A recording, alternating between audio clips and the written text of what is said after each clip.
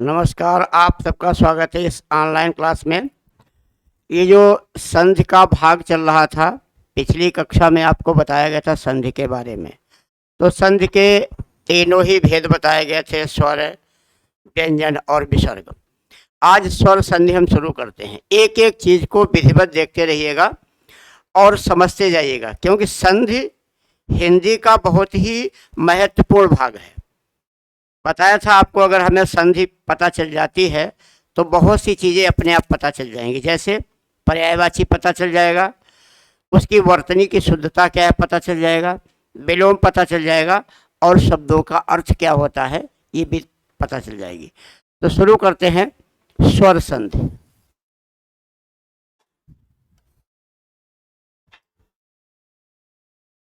अब स्वर संधि को अगर परिभाषित किया जाए तो देखिए कैसे परिभाषित करेंगे स्वर संधि को। स्वर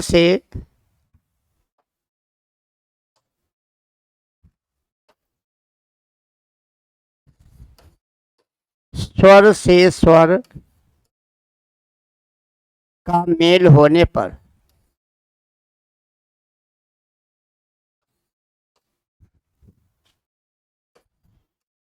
जो परिवर्तन होता है, ब्रैकेट में कर देते हैं विकार,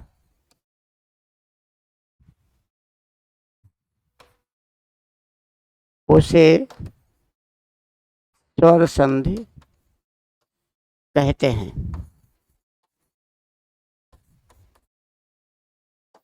यानी स्वर से स्वर का मेल होने पर जो विकार होगा, जो बदलाव होगा, जो परिवर्तन होगा, उसे आप क्या कहेंगे? स्वर संधि कहेंगे।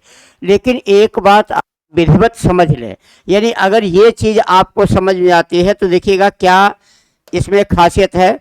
यानी स्वर से, परिभाषा को समझिए, स्वर से स्वर का क्या होगा? मेल होने पर स्वर के आगे स्वर आए तो उसमें जो बदलाव होगा, जो विकार होगा, उसे ही संधि कहेंगे। तो महत्वपूर्ण बात क्या? बदलाव बहुत जरूरी है। मैं आपको उदाहरण एक दे देता हूँ कैसे बदलाव होता है। जैसे अगर कहीं लिखा गया विद्या और आगे लिखा गया आलय, विद्या लिखा गया और उसके आगे क्या लिखा है? आलय। अब जरा इसमें ध्यान दीजिएगा, यहाँ पर इनके बीच में मुलाकात हो रही है। क्या बताया था कि प्रथम स्वर का, प्रथम शब्द का अंतिम वर्ण और अंतिम शब्द का प्रथम वर्ण, यानी इसमें अब चूंकि स्वर संधि है, देखिएगा इसमें भी है बड़ा आ, प्लस यहां पर भी है बड़ा आ। ये बड़ा आ मिलकर के क्या करेंगे? बड़ा आ का निर्माण करेंगे। ये संधि है। अब परिवर्तन क्या दिख रहा है? देखिए शब्द से क्या बनेगा? विद्यालय। क्या बनेगा? विद्यालय। ना कुछ समझ में आया तो ऐसे समझ लीजिएगा, यहाँ पर 1 2 3 4 5 अक्षर हैं।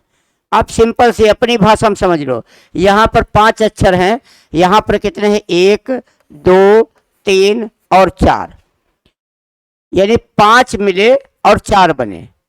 अगर ऐसा नहीं है तो संधि नहीं होगी। वर्तमान परीक्षा में ऐसा भी पूछा जाता है, किस शब्द में संधि है, किस शब्द में संधि नहीं है, किस शब्द में व्यंजन संधि है, किस में विसर्ग संधि है, किस में स्वर संधि है। ये पहचानना आपको बहुत जरूरी। तो ये बदलाव देखिएगा, अगर ये बदलाव नहीं है तो संधि नहीं होगी। अब देखते हैं, जैसे कभी अगर आपसे परीक्षा में पूछ दिया, मैं आपको 4 ऑप्शन देता हूं। जैसे उन्होंने पूछा कि किस शब्द में संधि नहीं है। एक मैं आपको उदाहरण देता हूं। पूछा जाए किस शब्द में संधि नहीं है। अब हम आपको 4 विकल्प देते हैं। अब देखिएगा किस विकल्प में संधि है, किस विकल्प में संधि नहीं। जैसे मान लिया विकल्प पहला ए आया और यहां पर लिख दिया गया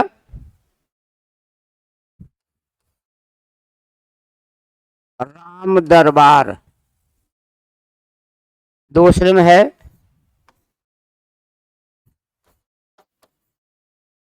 पुस्तकालय। तीसरे में है निर्बल। चौथे में है प्रत्यक्ष। ये चार विकल्प हैं। आपसे पूछा जाएगा किस शब्द में संधि नहीं है, यानी किस शब्द में संधि नहीं है। तो जब आपका अभ्यास हो जाएगा तो आप ऐसे जान जाएंगे, और जब तक नहीं अभ्यास होता है तब तक इसको समझ लीजिएगा। हम देखते हैं, संधि करके देख लेते हैं। यहां बनेगा राम प्लस दरबार, यहां बनेगा पुस्तक प्लस आलय, यहां बनेगा निह प्लस बल, और यहां बनेगा प्रति प्लस अक्ष। अब आपने देखिए, अब देखते हैं कैसे आपको पता चलेगा कि संधि कहाँ है कहाँ नहीं है। यहाँ देखिएगा, यहाँ प्रति प्लस अक्ष लिखा है, जबकि यहाँ प्रत्यक्ष लिखा है। यानी यहाँ ता में छोटी मात्रा थी और यहाँ आधा ता लगा है, इसका मतलब इसमें संधि है, और ये यण संधि है। संधि का नाम क्या है तो अलग की बात है। अब देखिए, यहाँ लिखा निह विसर्ग लगा है, यहाँ विसर्ग नहीं है, आधा रा लगा है। इस प्रकार यहाँ संधि है। कौन संधि है? विसर्ग संधि है। यहाँ पुस्तक लिखा है, यहाँ आलय लिखा है, तो 1 2 3 4 5 6 ये अक्षर हैं, और यहाँ देखिए 1 2 3 4 5 6, यानी यहाँ पर ये आ का प्रयोग एक मात्रा के रूप में है, इसमें भी संधि है। अब यहाँ राम और दरबार कुछ भी परिवर्तन नहीं है, प्लस हटा दो, राम दरबार और राम प्लस दरबारी की बातें। तो आप क्या कहेंगे? इसका पहला विकल्प सही है, यानी इसमें संधि कोई नहीं है। तो दो शब्द एक साथ हो इसका ये नहीं मतलब संधि है।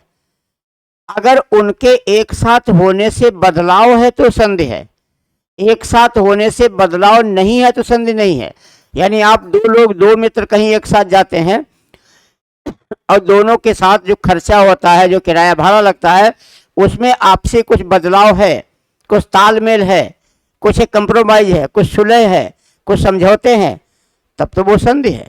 और सब अपना अपना खर्चा कर रहे हैं, अपना अपना सब देख रहे हैं, तो साथ तो है लेकिन संधि नहीं है। तो दो शब्द एक साथ हो, ये संधि नहीं होती है, जरूरी नहीं है संधि हो। इसे संयोग भी कह सकते हैं। क्या कहते हैं? संयोग। तो दो शब्दों का एक साथ होना संधि का उदाहरण नहीं है। समास हो सकता है और संयोग हो सकता है। संधि तभी है जब उसमें बदलाव है। ये चीजें जब आपके दिमाग में आ जाएंगी तो संधि बड़ी आसानी से आप पहचान लेंगे। लेकिन जब तक ये चीजें नहीं आएंगी, सिर्फ रटना पड़ेगा, और रटना ना पड़े इसीलिए आपकी क्लासेस चलाई जा रही हैं कि कोई भी विषय हो, उसका कोई भी हिस्सा हो, कोई भी भाग हो, वो आपके बिल्कुल मस्तिष्क में बैठ जाए, जिससे परीक्षा के समय आपको सोचना ना पड़े, आप प्रश्न पढ़ें और आत्मविश्वास के साथ उसका सही उत्तर दे सकें। तो स्वर संधि की जो परिभाषा दी गई, अब पता है कि स्वर संधि के भेद कितने होते हैं। पहला प्रश्न आएगा, स्वर संधि के कितने भेद हैं? आपका जवाब होगा स्वर संधि के भेद होते हैं 5। अगर भेद का कभी क्रम भी पूछा जाए, आपको पता होना चाहिए। तो पहला है दीर्घ संधि, दीर्घ के बाद होता है गुण संधि, गुण के बाद होता है वृद्ध संधि, और वृद्ध के बाद होता है यण संधि, यण के बाद आता है अयाज संधि।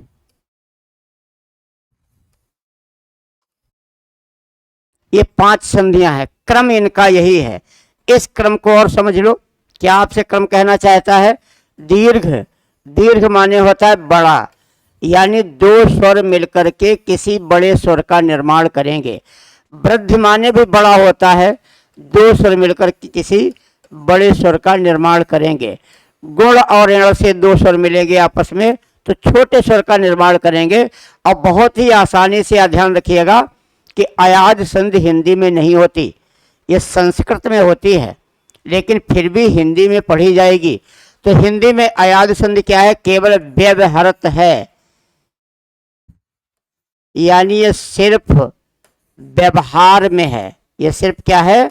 व्यवहार में है। इससे प्रश्न तो आते हैं, इसके विच्छेद भी किए जाते हैं, फिर भी इसे संधि नहीं माना जाता। अगर हम किसी चीज को तथ्य के साथ समझ लें तो रटने की प्रवृत्ति बिल्कुल समाप्त हो जाती है। संधि का ये नहीं मतलब संधि बताई गई एक दो उसके बता दी गई उदाहरण, ऐसे नहीं होता है। आप उस चीज को समझ लें कि संधि क्या चीज है। दूसरा समझे, शब्द कोई संधि नहीं होता। विद्यालय में दीर्घ स्वर संधि है, तो विद्यालय में यानी संधि एक नियम है, संधि कोई शब्द नहीं है। तो विद्या और आलय को जिस नियम से जोड़ा गया वह नियम दीर्घ स्वर संधि कहलाता है। तो संधि है या समास है, ये नियम है शब्दों को जोड़ने के। तो इस प्रकार से ये संधियों का क्रम है। इन्हीं क्रम को आगे धीरे धीरे पढ़ते रहेंगे।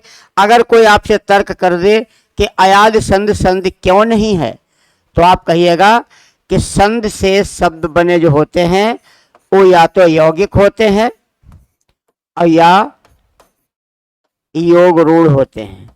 यानी हिंदी में कुछ करंट अफेयर नहीं होता, कोई नई चीजें नहीं है, कोई नया कवि अभी नहीं आया है, कोई नया अक्षर नहीं बना है, वही पुरानी चीजें हैं। बस उसको कितनी और ज्यादा गहराई से बारीकियों के साथ आपको सीखना पड़ता है, यही इसका मुख्य उद्देश्य और नियम है। तो अगर कभी पूछ दिया जाए कि संधि के द्वारा किस प्रकार के शब्दों का निर्माण होता है, तो संधि के द्वारा शब्द बनते हैं यौगिक और संधि के द्वारा शब्द बनते हैं रूढ़। शब्द रूढ़ भी होते हैं, यानी संधि के द्वारा रूढ़ बनते हैं, यौगिक बनते हैं, योग रूढ़ बनते हैं। तो कहोगे संधि के द्वारा रूढ़ तो नहीं बनते, ये दोनों बनते हैं। अयाद संधि में जो भी शब्द आता है, जैसे यहाँ आया नयन, और नयन का विच्छेद कर दिया जाता है ने प्लस अन, यह एक रूढ़ शब्द है और रूढ़ शब्द का विच्छेद नहीं होता है, अतः अयाद संधि हिंदी में नहीं होती। फिर से संक्षिप्त में समझ लो, अयाद संधि के अंतर्गत जिन शब्दों की संधि की जाती है वे रूढ़ शब्द होते हैं, और रूढ़ का चूंकि विच्छेद करना मना है या विच्छेद नहीं हो सकता है, संस्कृत में हो सकता है हो जाता हो, अतः अयाद संधि को संधि नहीं माना जाता। फिर भी अयाद संधियां पढ़ी जाती हैं, क्योंकि वे सिर्फ क्या है, व्यवहारत है, यानी व्यवहार में है। जैसे कहीं होता है कि आपका कहीं जाने का, किसी के मिलने का, कोई रिश्तेदारी होती है तो आपका मन करता है, अब कहीं मन तो नहीं कर रहा, आप जाना तो नहीं चाहते हैं, लेकिन व्यवहारिकता है, समाज के लिए वहां पे जाना है, तो उसे कहते हैं ये सिर्फ व्यावहारिकता है, यानी औपचारिकता है। ठीक है, तो इन्हीं संधियों को पढ़ते हैं एक एक करके। तो दीर्घ स्वर संधि, सबसे पहली संधि कौन सी है, दीर्घ। आप इसको दीर्घ संधि कह लो या इसको दीर्घ स्वर संधि कह लो। परीक्षा में अगर संधियों में से कुछ आता है, उसमें स्वर संधि से आता है, तो सबसे ज्यादा दीर्घ स्वर संधि से आता है। दीर्घ स्वर संधि में को क्या होता है, इसकी परिभाषा को आप समझिएगा।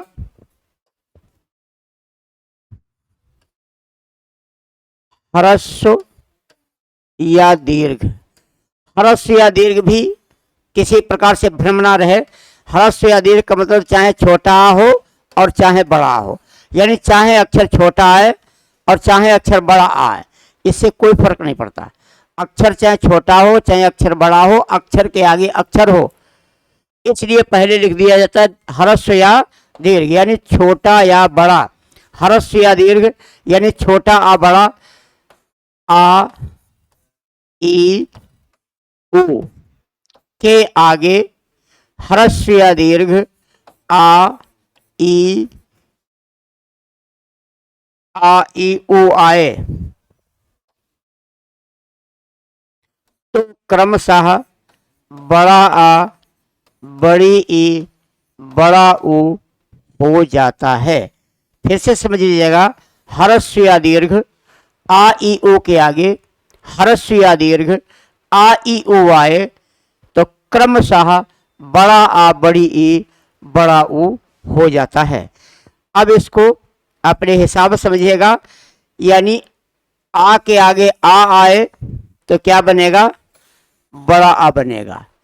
ई के आगे ई आए तो क्या बनेगा, बड़ी ई बनेगा।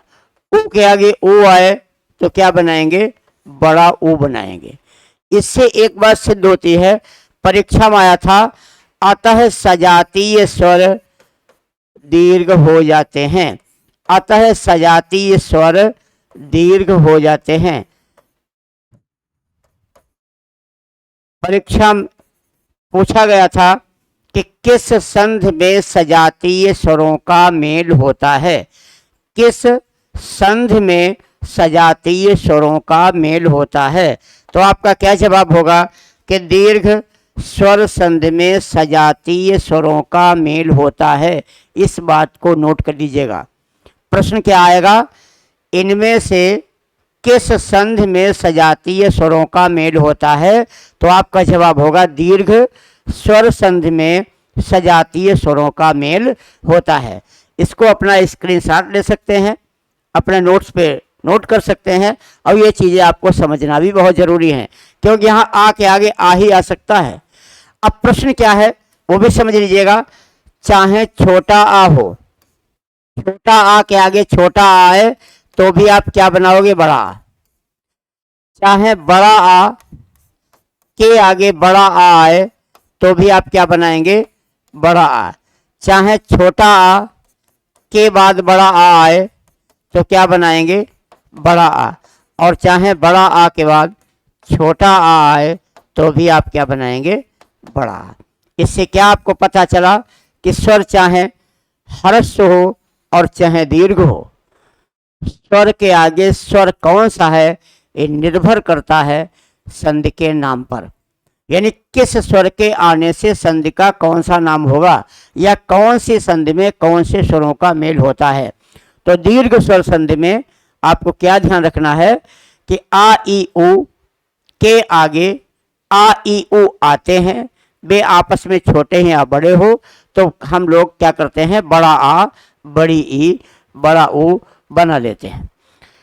तो इस प्रकार से इसे ध्यान रखना। अब देखिए कई पुस्तकों में लिखा गया है कि आ ई उ री के आगे अगर री आए तो क्या करेंगे, क्योंकि री तो बड़ी होती नहीं, री तो लघु ही है। अब क्योंकि जब हम संधि पढ़ते हैं तो ह्रस्व और दीर्घ शब्द कहा जाता है। ह्रस्व और दीर्घ, यानी छोटा आ है तो ह्रस्व है, बड़ा आ है तो दीर्घ है। लेकिन जब हम छंद पढ़ते हैं और छंद में हमें मात्राएं लगानी पड़ती हैं तब वहां लघु और गुरु कहा जाता है। ध्यान दीजिएगा, अगर छोटा आ है और मान लेते हैं ये बड़ा आ है तो संधि करते समय इसे क्या कहते हैं, ह्रस्व, इसे क्या कहते हैं, दीर्घ। लेकिन छंद में जब मात्राएं लगाई जाती हैं, चौपाई में 16 मात्राएं होती प्रत्येक चरण में, तो मात्रा लगाते समय इसको बोला जाता है लघु और इसको बोला जाता है गुरु। यानी इससे क्या आप पता करें, आपको ये पता इससे चलना चाहिए कि जो लघु है वही ह्रस्व है, जो गुरु है वही दीर्घ है। स्वर में वो लघु ह्रस्व दीर्घ है और छंद में वो लघु गुरु है, क्योंकि वह मात्राएं लगानी पड़ती हैं। इसलिए भ्रमित नहीं होना चाहिए, ये आपस में एक दूसरे के पर्याय हैं। तो अब देखिए अगर री के आगे री आए तो क्या बनाएंगे, बड़ी री तो होती नहीं तो केवल री बनाएंगे, छोटी री ही बनाएंगे। इसे भी दीर्घ स्वर संधि ही कहा जाएगा, ऐसा नहीं इसे कुछ और कह देंगे आप। हालांकि इससे दीर्घ री नहीं बनती, इसलिए सूत्र में नहीं लिखा गया। यानी इससे बड़ी री का निर्माण न होने के कारण सूत्र में तो नहीं लिखा जाता है, लेकिन अगर री के आगे री आए तो री ही बनाएंगे और ये भी दीर्घ स्वर संधि ही होगा।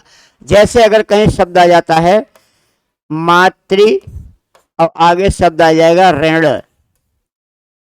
अब बड़ी री तो बन नहीं सकती, जैसे आ से बड़ा आ बना लोगे तो, लेकिन क्या बनेगा आपका मातृण। तो मातृण शब्द में भी दीर्घ स्वर संधि ही है, लेकिन इसे सूत्र में इसलिए नहीं लिखा जाता है क्योंकि बड़ी ई हिंदी में नहीं होती, संस्कृत में होती है। उसमें एक लघु री है और एक दीर्घ री है, हिंदी में सिर्फ लघु री है। ठीक है, तो इस प्रकार से अब एक एक को अलग अलग जोड़ करके आपको बता दिया जाएगा। और भी बात क्लियर आपको हो जाएगी। अब देखो, चाहे छोटा आ हो और चाहे बड़ा आ हो, के आगे चाहे छोटा आ आए और चाहे बड़ा आ आए, आप क्या करेंगे, बड़ा आ बनाएंगे। अब ध्यान दीजिएगा, संधि युक्त शब्दों का तो एक फार्मूला है जो यहाँ पता चलेगा, लेकिन संधि के दोनों तरफ शब्द आते हैं वो रूढ़ होते हैं, और रूढ़ शब्दों की वर्तनी क्या होगी, इसकी कोई ट्रिक नहीं है, ये तो आपको याद ही करना पड़ेगा। सूर्य कैसे लिखा जाए, पृथ्वी, नाक, कान, आंख, मुंह, आम, अमरूद, ये जो जिनको कहते हैं रूढ़ शब्द, जो परंपरागत शब्द हैं, इनकी वर्तनी क्या है, ये प्रैक्टिस का विषय है। यौगिक शब्दों की वर्तनी क्या है, योग रूढ़ शब्दों की वर्तनी क्या है, ये तो पता चल जाएगी काहे से, संधियों से।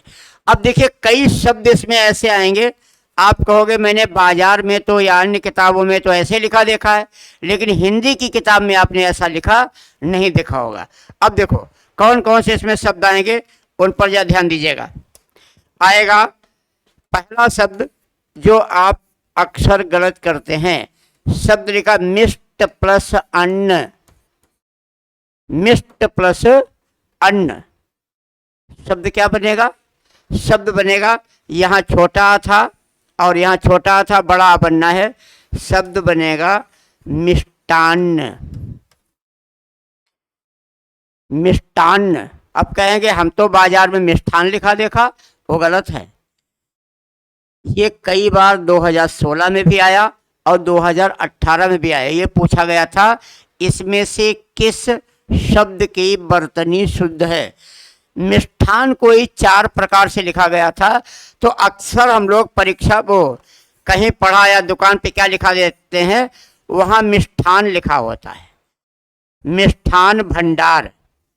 किसी भी दुकान पर लिखा देखेंगे तो क्या शब्द लिखा होता, मिष्ठान भंडार। ये शब्द गलत है, मीन्स ये शब्द तद्भव है, ये शब्द तत्सम नहीं है। तत्सम और तद्भव पहचानना बड़ा कठिन होता है, लेकिन हम आपको ऐसे शब्द बता देंगे, मीन्स ऐसे अक्षर बता देंगे, यदि इन अक्षरों से कोई शब्द बना है तो वो तत्सम होगा, और इन अक्षर से कोई शब्द बना है वो तद्भव होगा। ये चीज़ें वर्णमाला में हमने क्लियर किया था, पीछे के क्लासेस के वीडियो आप देख सकते हैं, उसमें जब वर्णमाला पढ़ाई गई थी तो वर्णमाला में बात बता दी गई थी कि तत्सम और तद्भव की पहचान कैसे होती है, उस पर ध्यान दीजिएगा। तो शुद्ध शब्द क्या आएगा, मिष्टान्न। शुद्ध शब्द मिष्टान्न ही होता है, मिष्ठान नहीं होता, ठीक है, तो इसको ध्यान रखिएगा। अब जैसे आता है अन्न प्लस अभाव, छोटा छोटा आया, शब्द क्या बन जाएगा, अन्नाभाव, अन्न का अभाव। यह शब्द आया वीर प्लस अंगना, शब्द है वीर प्लस अंगना, तो क्या जाए बन जाएगा वीरांगना। अच्छा, इनके शब्द के वर्ण मीनिंग भी समझते रहिएगा, इन शब्दों के अर्थ भी समझते रहिएगा, केवल संधि से काम नहीं चलता, रटना नहीं है।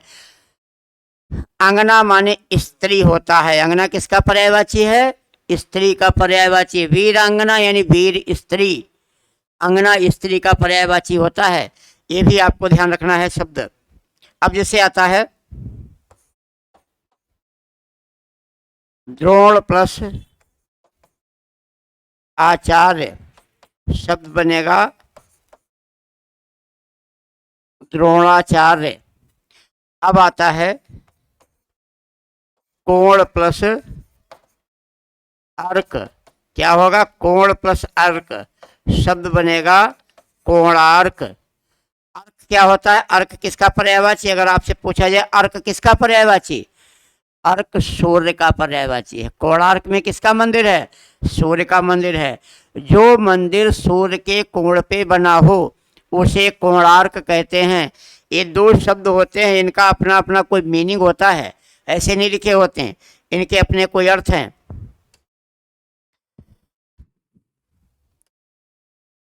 पंच प्लस अमृत, शब्द क्या बनेगा पंचामृत यानी 5 अमृत हैं। पंच प्लस अंग शब्द हो जाएगा पंचांग। पंचांग में 5 अंग होते हैं, ये चीज ध्यान रखिएगा। आप पता करिएगा पंचामृत में कौन कौन से 5 अमृत होते हैं। पंचांग जो कैलेंडर होता है, पत्रा होता है, उसमें कौन कौन से 5 अंग होते हैं। अब आएगा शब्द पंच प्लस आनन। आनन मुख का पर्यायवाची है, शब्द बनेगा पंचानन। 5 हैं मुख जिसके, 5 हैं मुख जिसके, किसका पर्यायवाची है? ये शेर का। शेर को पंचानन कहते हैं। ध्यान दीजिएगा, यदि 2 शब्द मिलके कोई ऐसा शब्द बने जो किसी तीसरे का पर्यायवाची हो, इस प्रकार से उस शब्द को योग रूढ़ शब्द कहा जाता है। क्या कहते हैं? योग रूढ़। और सभी योग रूढ़ शब्दों में बहुब्रीहि समास होता है। तो ऐसे ही कायदे से नियमित अगर कक्षाएं लेते रहते हैं, लगातार वीडियोस का अध्ययन करते रहते हैं, तो आपको ये पता चलेगा कि हम एक शब्द पढ़ेंगे और अनेक प्रश्नों का समाधान स्वतः हो जाएगा। हिंदी के जितने भी टॉपिक्स हैं, जितने भाग हैं हिंदी के, कोई अलग नहीं है। व्याकरण का हर भाग एक दूसरे से जुड़ा हुआ है। दूसरे भाग का संबंध पहले भाग से है, या पहला भाग दूसरे भाग का आधार है, या पहला भाग यानी जिसे कहते हैं पाठ नंबर पहला है। यानी व्याकरण का जो पहला चैप्टर है वो दूसरे चैप्टर की भूमिका है, जो दूसरा चैप्टर है वो तीसरे चैप्टर की भूमिका है। सीढ़ी के डंडे हैं, ना वो एक साथ हैं और ना वो अलग हैं। यानी हर एक डंडा दूसरे डंडे का आधार बना हुआ है। बिना प्रथम डंडे के अध्ययन के दूसरे डंडे का अध्ययन नहीं हो सकता है। इसलिए पंचानन ये शेर का पर्यायवाची, ये भी आपकी बात क्लियर हो गई। अब आता है देश प्लस अंतर, यानी देशांतर, देशों का अंतर।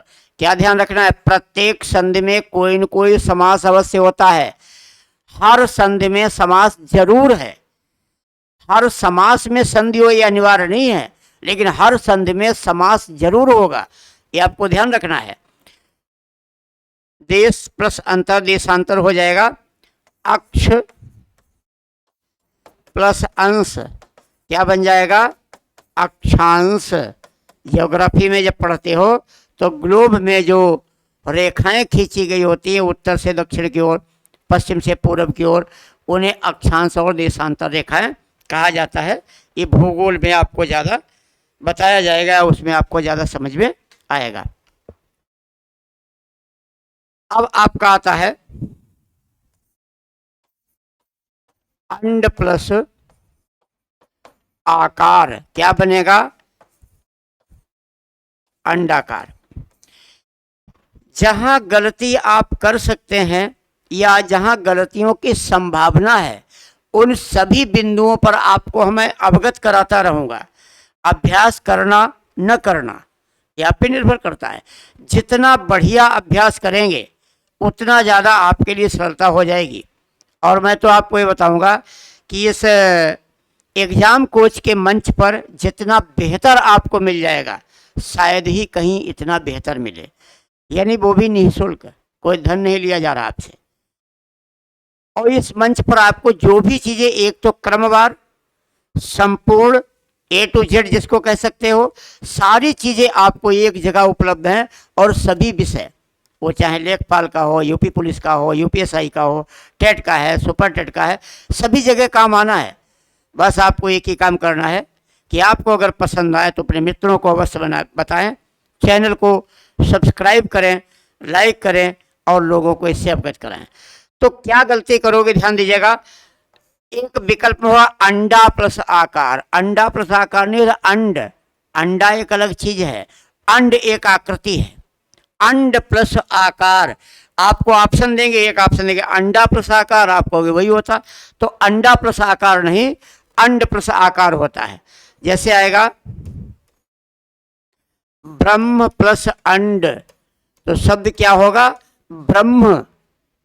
ब्रह्मा जी भगवान है, ब्रह्मा जी नहीं होगा। ब्रह्म प्लस अंड क्या बनेगा?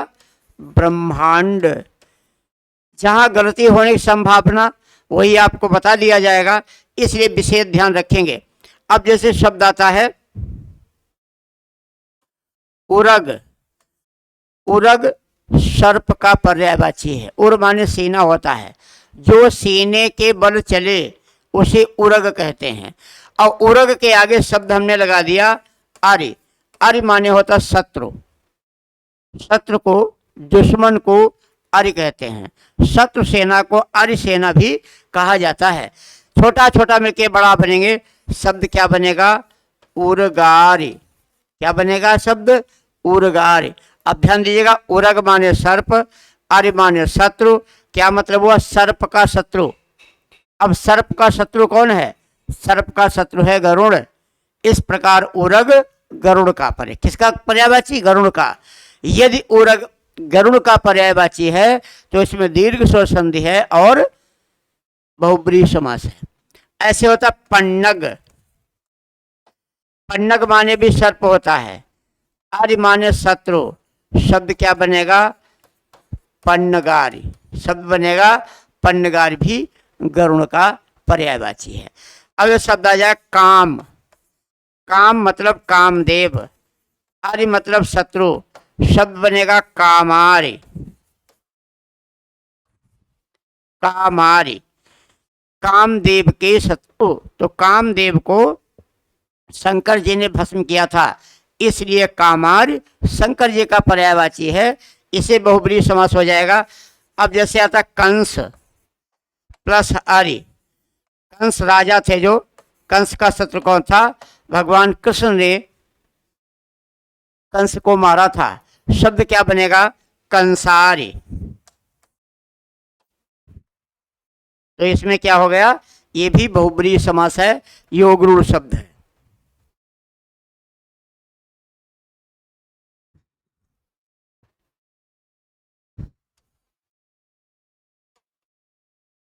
पुस्तक प्लस आलय। शब्द क्या बनेगा? पुस्तकालय। नयन प्लस अभिराम। नयन प्लस अभिराम। ध्यान दीजिएगा कि हिंदी एक भाषा है। अब भाषा में उसके शब्दों में थोड़ा सा परिवर्तन कर दिया जाएगा। अगर हल्का सा हेर फेर कर दिया गया तो पूरे शब्द का अर्थ बदल जाता है। अभिराम माने होता सुंदर और अभिराम माने होता लगातार। आरो ए आरो में से बहुत से प्रश्न पूछे जाते हैं। अभिराम अभिराम, जैसे उन्होंने पूछा कि अभिराम और अभिराम का अर्थ क्या होगा? इसे कहते समश्रुत भिन्नार्थक शब्द, जो सुनने में एक जैसे लगे, अर्थ उनका अलग अलग हो। तो आ माने नहीं, विराम माने विश्राम करना, तो विश्राम नहीं करना, तो अभिराम मतलब होता है लगातार। अभिराम का अर्थ क्या होता है? लगातार। और अभिराम का मतलब होता है सुंदर। अभिराम का मतलब होता है सुंदर। अब यहाँ शब्द बनेगा नयनाभिराम। नयनाभिराम, जो आंखों को सुंदर लगे। नयनाभिराम का क्या मतलब हो गया? जो आंखों को सुंदर लगे उसे नयनाभिराम कहते हैं।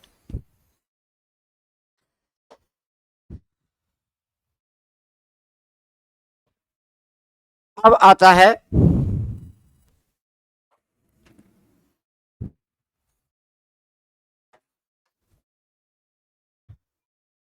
अनाथ प्लस आलय।